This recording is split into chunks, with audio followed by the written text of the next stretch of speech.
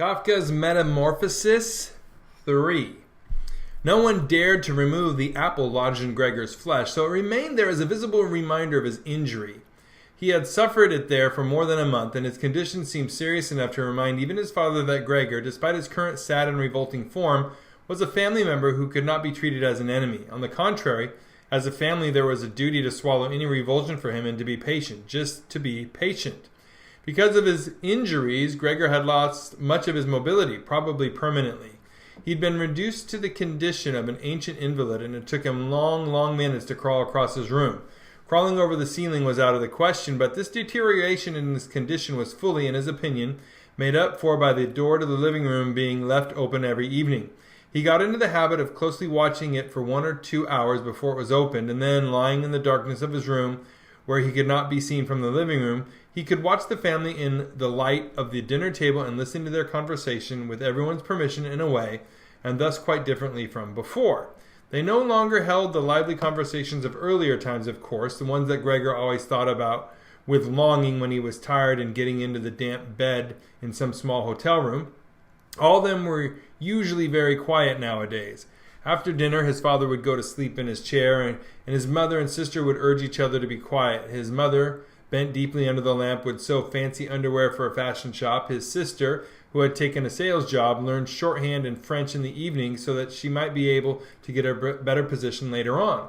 Sometimes his father would wake up and say to Gregor's mother, "You're doing so much sewing again today," as if he did not know that he had been dozing, and then he would go back to sleep again while mother and sister would exchange a tired grin. With a kind of stubbornness, Gregor's father refused to take his uniform off even at home. While his nightgown hung unused on its peg, Gregor's father would slumber where he was, fully dressed, as if always ready to serve and expecting to hear the voice of his superior even here.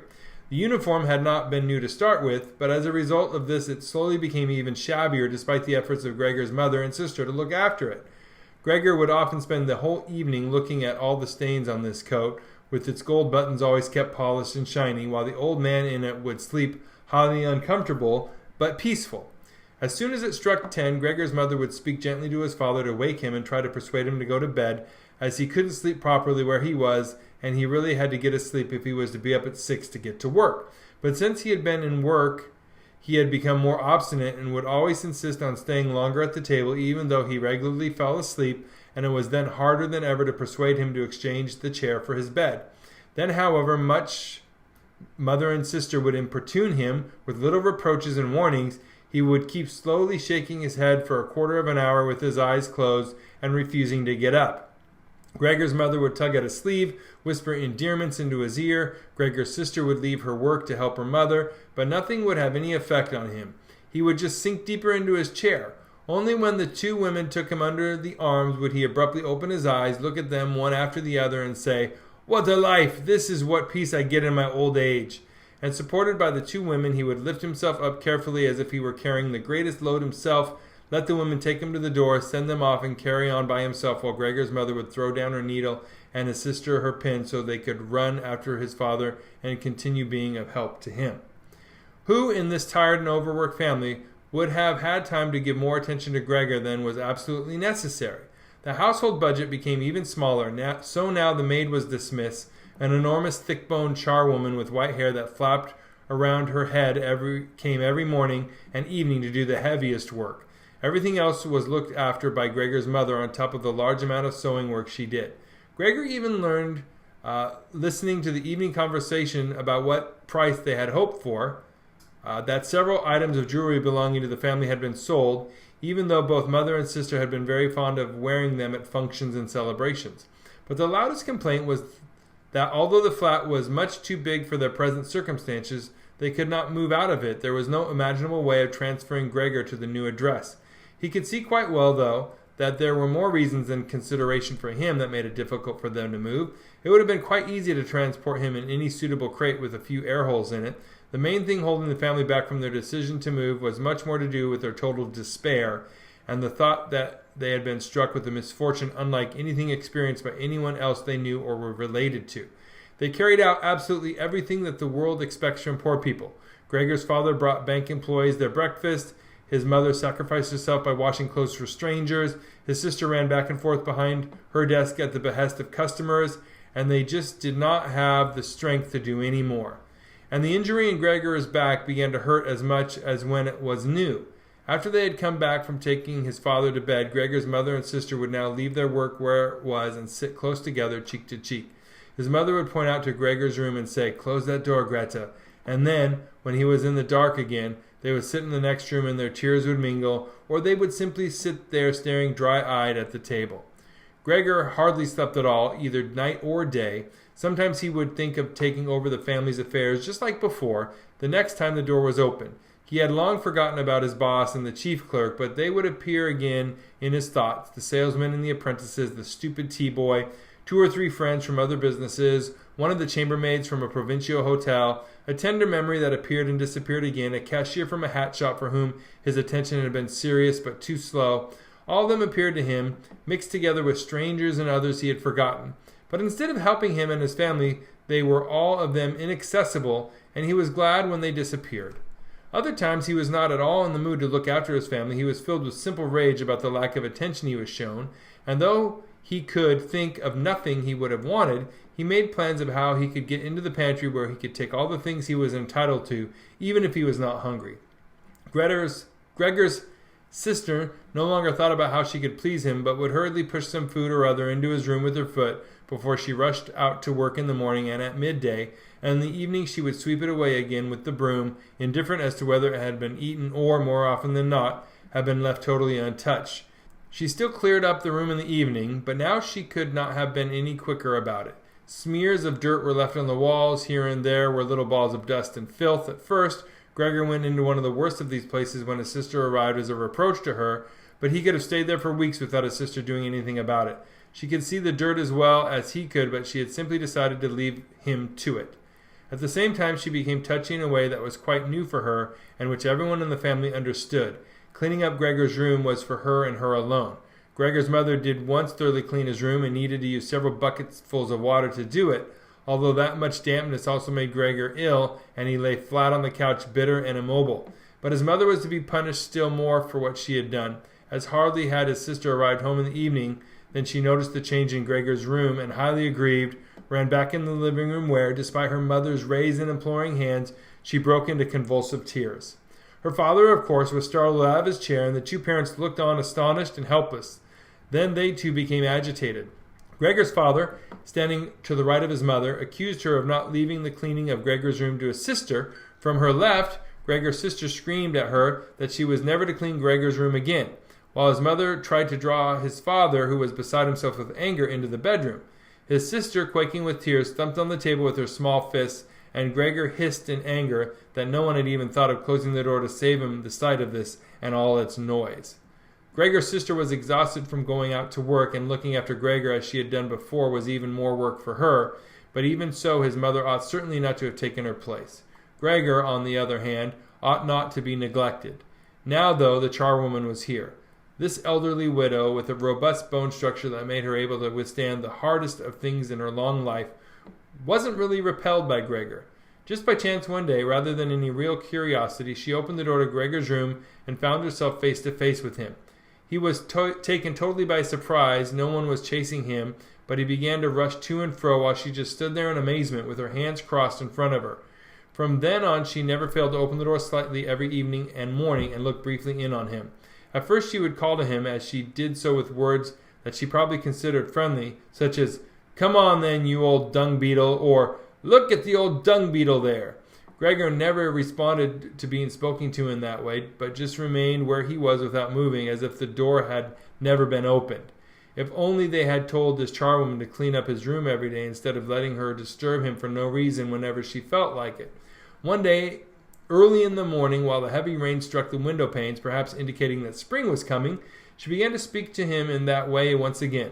Gregor was so resentful of it that he started to move toward her. He was slow and infirm, but it was like a kind of attack.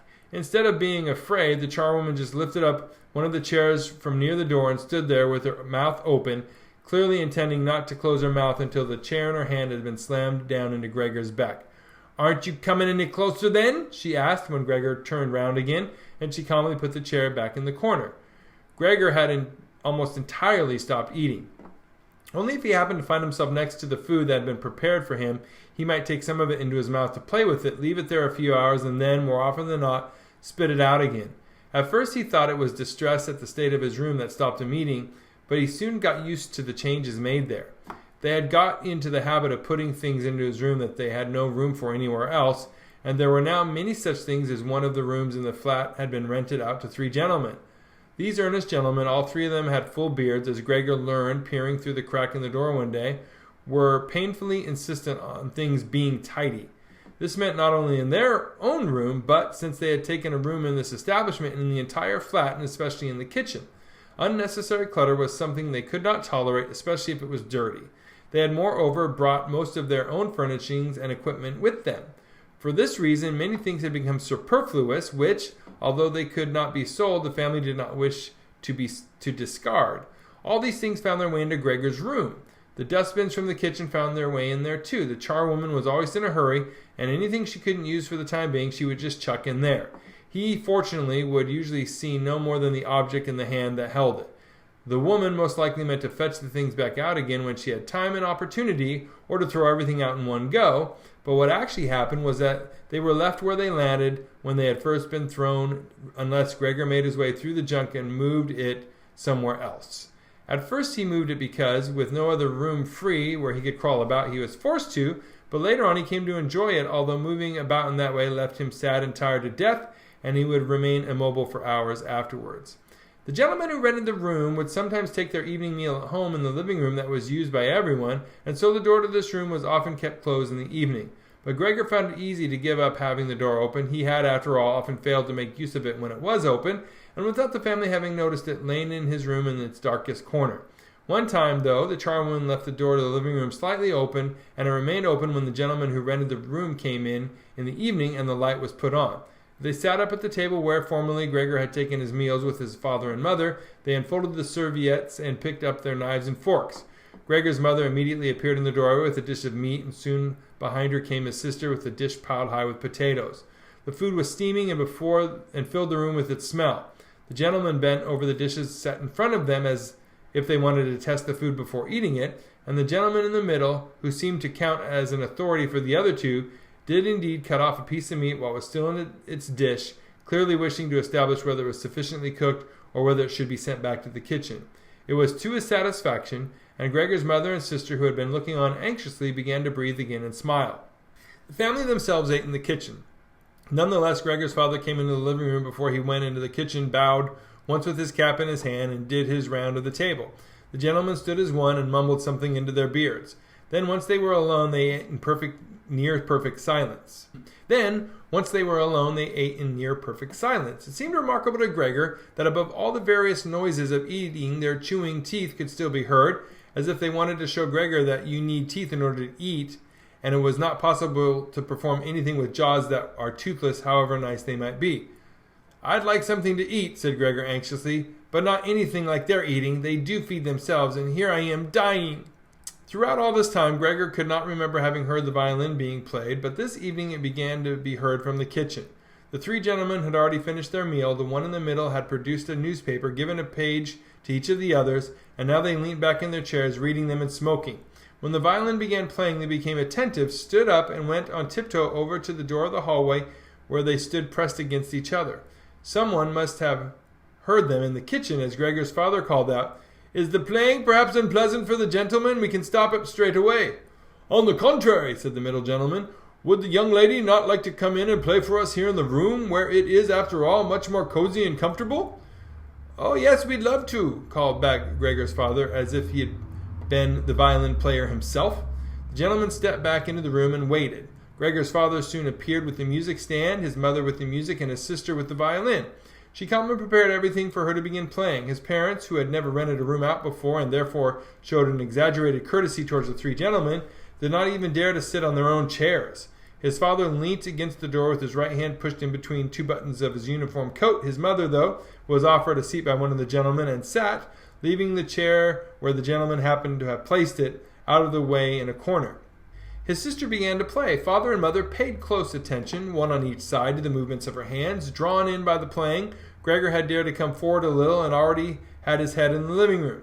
Before, he had taken great pride in how considerate he was, but now it hardly occurred to him that he had become so thoughtless about the others. What's more, there was now all the more reason to keep himself hidden, as he was covered in the dust that lay everywhere in his room and flew up at the slightest movement. He carried threads, hairs, and remains of food about on his back and sides. He was much too indifferent to everything now to lay on his back and wipe himself on the carpet like he had used to do several times a day. And despite his condition, he was not too shy to move forward a little into the immaculate floor of the living room. No one noticed him, though. The family was totally preoccupied with the violin playing. At first, the three gentlemen had put their hands in their pockets and come up far too close behind the music stand to look at all the notes being played, and they must have disturbed Gregor's sister, but soon, in contrast with the family, they withdrew back to the window with their heads sunk and talking to each other at half volume. And they stayed by the window while Gregor's father observed them anxiously.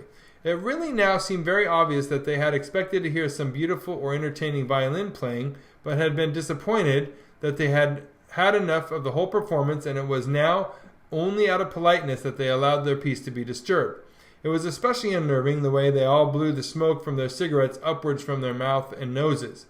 Yet Gregor's sister was playing so beautifully. Her face was leant to one side, following the lines of music with a careful and melancholy expression. Gregor crawled a little further forward, keeping his head so close to the ground so that he could meet her eyes if the chance came. Was he an animal if music could captivate him so? It seemed to him that he was being shown the way to the unknown nourishment he had been yearning for. He was determined to make his way forward to his sister and tug at her skirt to show her she might come into his room with her violin, as no one appreciated her playing here as much as he would. He never wanted to let her out of his room, not while he lived anyway. His shocking appearance should, for once, be of some use to him. He wanted to be at every door of his room at once to hiss and spit at the attackers. His sister should not be forced to stay with him, though, but stay out of her own free will. She would sit beside him on the couch with her ear bent down to him while he told her how he had always intended to send her to the conservatory, how he would have told everyone about it last Christmas. Had Christmas really come and gone already? If this misfortune hadn't got in the way and refused to let anyone dissuade him from it. On hearing all this, his sister would break out in tears of emotion, and Gregor would climb up to her shoulder and kiss her neck, which, since she had been going out to work, she had kept free without any necklace or collar. "Mr. Samsa!" shouted the middle gentleman to Gregor's father, pointing without wasting any more words with his forefinger at Gregor as he slowly moved forward. The violin went silent. The middle of the three gentlemen first smiled at his two friends, shaking his head, and then looked back at Gregor. His father seemed to think it more important to calm the three gentlemen before driving Gregor out, even though they were not at all upset, and seemed to think Gregor was more entertaining than the violin playing had been. He rushed up to them with his arms spread out and attempted to drive them back into their room at the same time as trying to block their view of Gregor with his body. Now they did become a little annoyed, and it was not clear whether it was his father's behavior that annoyed them or the dawning realization that they had a neighbor like Gregor in the next room without knowing it. They asked Gregor's father for explanations, raised their arms like he had, tugged excitedly at their beards, and moved backwards towards their room only very slowly.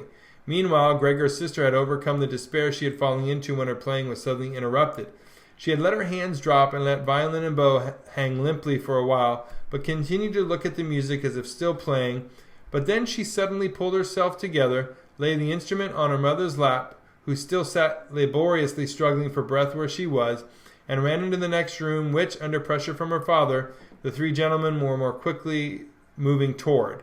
Under a sister's experienced hand, the pillows and covers on the beds flew up and were put into order, and she had already finished making the beds and slipped out again before the three gentlemen had reached the room. Gregor's father seemed so obsessed with what he was doing that he forgot all the respect he owed to his tenants. He urged them and pressed them until, when he was already at the door of the room, the middle of the three gentlemen shouted like thunder and stamped his foot, and thereby brought Gregor's father to a halt. "I declare here and now," he said, raising his hand and glancing at Gregor's mother and sister to gain their attention too, "that with the regard to the repugnant conditions that prevail in this flat and with this family," here he looked briefly but decisively at the floor, "I give immediate notice on my room. For the days that I have been living here, I will, of course, pay nothing at all. On the contrary, I will consider whether to proceed with some kind of action for damages from you, and believe me, it would be very easy to set out the grounds for such an action." He was silent and looked straight ahead as if he were waiting for something, and indeed his two friends joined in with the words, "And we also give immediate notice." With that, he took hold of the door handle and slammed the door. Gregor's father staggered back to his seat, feeling his way with his hands, and fell into it. It looked as if he was stretching himself out for his usual evening nap, but from the uncontrolled way his head kept nodding, it could be seen that he was not sleeping at all. Throughout all this, Gregor had lain still where the three gentlemen had first seen him. His disappointment at the failure of his plan, and perhaps also because he was weak from hunger, made it impossible for him to move. He was sure that everyone would turn on him at any moment, and he waited. He was not even startled out of the state when the violin on his mother's lap fell from her trembling fingers and landed loudly on the floor. "Father, Mother," said his sister, hitting the table with her hands as introduction, "we can't carry on like this. Maybe you can't see it, but I can. I don't want to call this monster my brother. All I can say is we have to try and get rid of it. We've done all that's humanly possible to look after it and be patient. I don't think anyone could accuse us of doing anything wrong." "She's absolutely right," said Gregor's father to himself. His mother, who had still not had time to catch her breath, began to cough dully, her hand held out in front of her and a deranged expression in her eyes. Gregor's sister rushed to his mother and put her hand on her forehead. Her words seemed to give Gregor's father some more definite ideas. He sat upright, played with his uniform cap between the plates left by the three gentlemen after their meal, and occasionally looked down at Gregor as he lay there immobile. "We have to try and get rid of it," said Gregor's sister, now speaking only to her father, as her mother was too occupied with coughing to listen. "It'll be the death of both of you. I can see it coming. We can't all work as hard as we have to and then come home to be tortured like this. We can't endure it. I can't endure it anymore." And she broke out so heavily in tears that they flowed down the face of her mother, and she wiped them away with mechanical hand movements. "My child," said her father with sympathy and obvious understanding, "what are we to do?" His sister just shrugged her shoulders as a sign of the helplessness and tears that had taken hold of her, displacing her earlier uncertainty. "If he could just understand us," said his father almost as a question. His sister shook her hand vigorously through her tears as a sign that there was no question. "If he could just understand us," repeated Gregor's father, closing his eyes in acceptance of his sister's certainty that was quite impossible. "Then perhaps we could come to some kind of arrangement with him. But as it is—" "It's got to go!" shouted his sister. "That's the only way, Father. You've got to get rid of the idea that that's Gregor. We've only harmed ourselves by believing it for so long. How can that be Gregor? If it were Gregor, he would have seen long ago that it's not possible for human beings to live with an animal like that, and he would have gone of his own free will. We wouldn't have a brother anymore then, but we could carry on with our lives and remember him with respect. As it is, this animal is persecuting us. It's driven out our tenants. It obviously wants to take over the whole flat and force us to sleep on the streets. Father, look, just look!" she suddenly screamed. "He's starting again!" In her alarm, which was totally beyond Gregor's comprehension, his sister even abandoned his mother as she pushed herself vigorously out of her chair, as if more willing to sacrifice her own mother than stay anywhere near Gregor. She rushed over to behind her father, who had become excited merely because she was, and stood up, half raising his hands in front of Gregor's sister as if to protect her. But Gregor had no intention of frightening anyone, least of all his sister. All he had done was begin to turn around so that he could go back into his room, although that was in itself quite startling, as his pain-racked condition meant that turning around required a great deal of effort, and he was using his head to help himself do it, repeatedly raising it and striking it against the floor. He stopped and looked around. They seemed to have realized his good intention and had only been alarmed briefly. Now they all looked at him in unhappy silence. His mother lay in her chair with her legs stretched out and pressed against each other, her eyes nearly closed with exhaustion. His sister sat next to his father with her arms around his neck. "Maybe now they'll let me turn around," thought Gregor, and went back to work. He could not help panting loudly with the effort and sometimes to stop and take a rest. No one was making him rush anymore. Everything was left up to him. As soon as he had finally finished turning round, he began to move straight ahead. He was amazed at the great distance that separated him from his room, and could not understand how he had covered that distance in his weak state a little while before, and almost without noticing it. He concentrated on crawling as fast as he could, and hardly noticed that there was not a word, not any cry from his family to distract him. He did not turn his head until he reached the doorway. He did not turn it all the way around, as he felt his neck becoming stiff, but it was nonetheless enough to see that nothing behind him had changed. Only his sister had stood up. With his last glance, he saw that his mother had now fallen completely asleep. He was hardly inside his room before the door was hurriedly shut, bolted, and locked. The sudden noise behind Gregor so startled him that his little legs collapsed under him. It was his sister who had been in so much of a rush. She had been standing there waiting and sprung forward lightly. Gregor had not heard her coming at all, and as she turned the key in the lock, she said loudly to her parents, "At last!" What now then? Gregor asked himself as he looked around in the darkness. He had soon made the discovery that he could no longer move at all. This was no surprise to him. It seemed rather that being able to actually move around on those spindly legs until then was unnatural. He also felt relatively comfortable. It is true that his entire body was aching, but the pain seemed to be slowly getting weaker and weaker and would finally disappear altogether. He could hardly feel the decayed apple in his back or the inflamed area around it, which was entirely covered in white dust. He thought back of his family with emotion and love. If it was possible, he felt that he must go away even more strongly than his sister. He remained in this state of empty and peaceful rumination until he heard the clock tower strike 3 a.m. He watched as it slowly began to get light everywhere outside the window too. Then, without his willing it, his head sank down completely, and his last breath flowed weakly from his nostrils. When the cleaner came in early in the morning, they'd often asked her not to keep slamming the doors, but with her strength and in her hurry she still did, so that everyone in the flat knew when she'd arrived, and from then on it was impossible to sleep in peace. She made her usual brief look in on Gregor, and at first found nothing special. She thought he was laying there so still on purpose, playing the martyr. She attributed all possible understanding to him. She happened to be holding the long broom in her hand, so she tried to tickle Gregor with it from the doorway. When she had no success with that, she tried to make a nuisance of herself and poked at him a little, and only when she found she could shove him across the floor with no resistance at all did she start to pay attention. She soon realized what had really happened, opened her eyes wide, whistled to herself, but did not waste time to yank open the bedroom doors and shout loudly into the darkness of the bedrooms, "Come and have a look at this! It's dead, just lying there, stone dead!" Mr. and Mrs. Samsa sat upright there in their marriage bed and had to make an effort to get over the shock caused by the cleaner before they could grasp what she was saying. But then, each from his own side, they hurried out of bed. Mr. Samsa threw the blanket over his shoulders. Mrs. Samsa came out in her nightdress, and that is how they went into Gregor's room. On the way, they opened the door to the living room where Greta had been sleeping since the 3 gentlemen had moved in. She was fully dressed as if she had never been asleep, and the paleness of her face seemed to confirm this. "Dead?" asked Mrs. Samsa, looking at the charwoman inquiringly, even though she could have checked for herself and could have known it even without checking. "That's what I said," replied the cleaner, and to prove it, she gave Gregor's body another shove with the broom, sending it sideways across the floor. Mrs. Samsa made a movement as if she wanted to hold back the broom, but did not complete it. "Now then," said Mr. Samsa, "let's give thanks to God for that." He crossed himself, and the 3 women followed his example. Greta, who had not taken her eyes from the corpse, said, "Just look how thin he was. He didn't eat anything for so long. The food came out again just the same as it went in." Gregor's body was indeed completely dried up and flat. They had not seen it until then, but now he was not lifted up on his little legs, nor did he do anything to make them look away. "Greta, come with us in here for a little while," said Mrs. Samsa with a pained smile, and Greta followed her parents into the bedroom, but not without looking back at the body. The cleaner shut the door and opened the window wide. Although it was still early in the morning, the fresh air had something of warmth mixed in with it.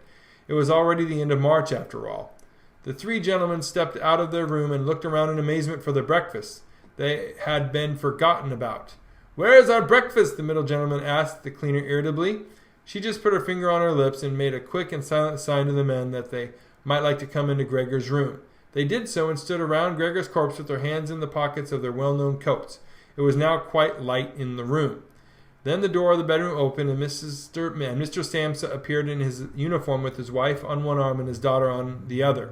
All of them had been crying a little. Greta now and then pressed her face against her father's arm. "Leave my home, now," said Mr. Samsa, indicating the door and without letting the women from him. "What do you mean?" asked the middle of the 3 gentlemen, somewhat disconcerted, and he smiled sweetly.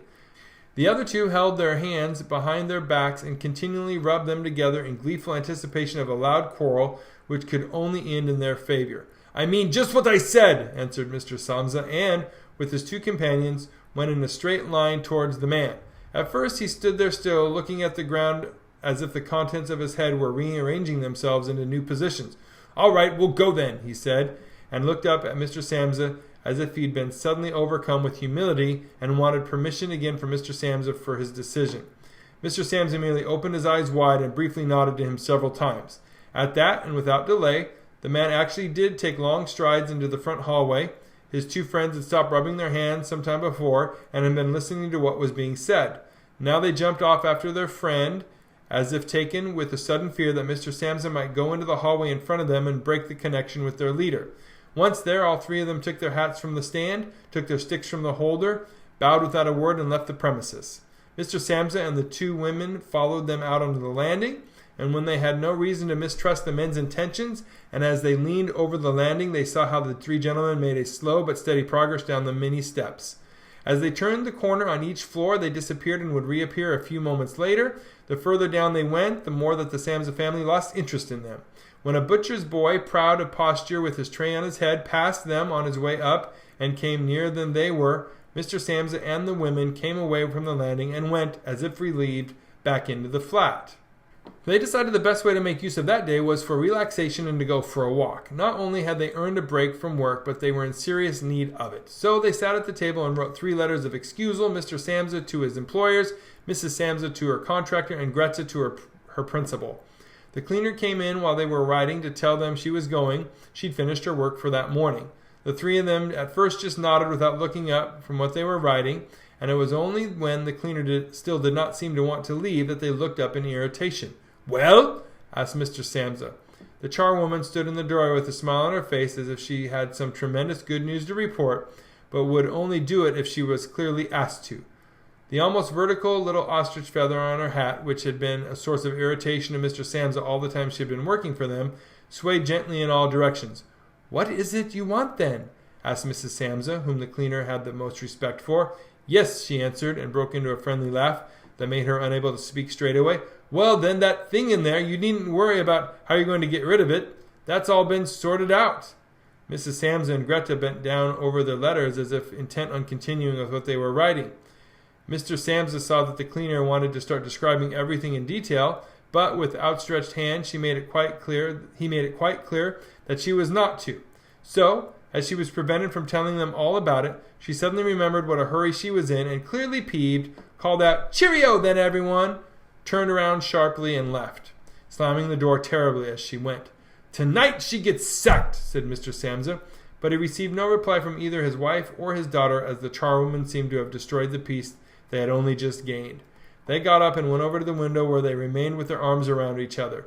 Mr. Samsa twisted round in his chair to look at them and sat there watching for a while. Then he called out, "Come here, then. Let's forget about all that old stuff, shall we? Come and give me a bit of attention." The 2 women immediately did as he said, hurrying over to him, where they kissed him and hugged him, and then they quickly finished their letters. After that, the 3 of them left the flat together, which was something they had not done for months, and took the tram out to the open country outside the town. They had the tram filled with warm sunshine all to themselves. Leant back comfortably on their seats, they discussed their prospects and found that on closer examination they were not at all bad. Until then they had never asked each other about their work, but all 3 had jobs which were very good and held particularly good promise for the future. The greatest improvement for the time being, of course, would be achieved quite easily by moving house. What they needed now was a flat that was smaller and cheaper than the current one, which had been chosen by Gregor, one that was in a better location and, most of all, more practical. All the time Greta was becoming livelier. With all the worry they had been having of late, her cheeks had become pale, but while they were talking, Mr. and Mrs. Samsa were struck, almost simultaneously, with the thought of how their daughter was blossoming into a well-built and beautiful young lady. They became quieter. Just from each other's glance, and almost without knowing it, they agreed that it would soon be time to find a good man for her. And, as if in confirmation of their new dreams and good intentions, as soon as they reached their destination, Greta was the first to get up and stretch out her young body. The end! You did it! I'd really love it if you could subscribe to our channel. If you missed any part of Kafka's The Metamorphosis, here's the rest of the book, parts 1 and 2, and then 2 other playlists we would love for you to check out. We'll see you soon. Take care.